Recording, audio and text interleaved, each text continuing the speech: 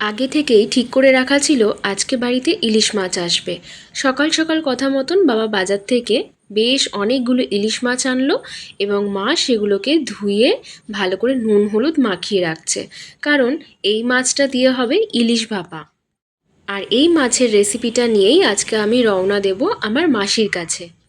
টাটকা আর ফ্রেশ এই ইলিশ মাছটাকে ভালো করে ধুয়ে নিয়ে নিয়ম মতো নুন হলুদ তো মাখাতেই হবে, তার সাথে মা দিয়েছে এখানে পোস্ত আর কাঁচা লঙ্কা বাটা আর সর্ষে বাটা, পরিমাণ মতো নুন, আর ওপর থেকে একটু কাঁচা সর্ষের তেল, যেটা না দিলে কিন্তু এই রান্নাটার একদম অসম্পূর্ণ।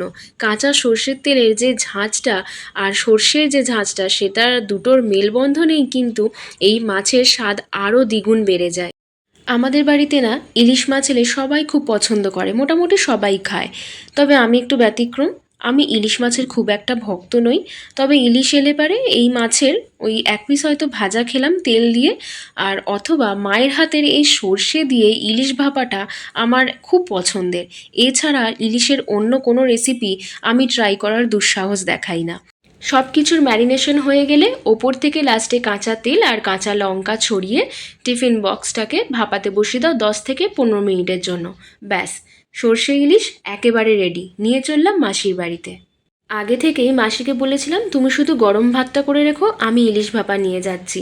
ও মা, সে গিয়ে দেখি এত কিছু করে রেখেছে। তাহলে আজকে ইলিশ আর মাংস দুটো দিয়েই হয়েছে। একদম। ইলিশটা আমার দিদির বাড়ি থেকে এসেছে। চিকেনটা আমি করছি। হ্যাঁ, মাসির হাতের এই চিকেনের ঝোলটা অসাধারণ লাগে। তুই অনেকদিন পর পর খাস বলে না, হ্যাঁ বলছো চচ্চড়ি টাইপের যে জিনিসগুলো, ওগুলো মাসির হাতে খুব ভালো হয়। কি দেবে ভাবছো? তেল দিই তোমার। মাছের তেল অল্প একটু দাও। কোথায় দেবো? এই তো ভাতের সামনেটা একটু দাও না, আমাকে একটুখানি। মাছ, ইলিশ মাছ ভাজার তেল, আর ওটা দিয়ে আগে খাওয়া হবে। তারপরে হচ্ছে এখানে সর্ষে ইলিশ আছে, মাসির হাতে একদম প্লেন মুরগির ঝোল আছে, আর স্যালাড আছে, ভাজা আছে, সব কিছু দিয়ে আজকের দুপুরের খাওয়া জমজমাট।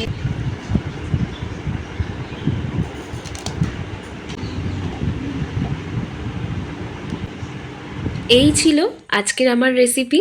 আর তোমরা বলো তোমাদের বাড়িতে ইলিশ এলে পারে এইটা ছাড়া আর কি কি রেসিপি তোমরা খেতে পছন্দ করো, জানিও কিন্তু কমেন্টে।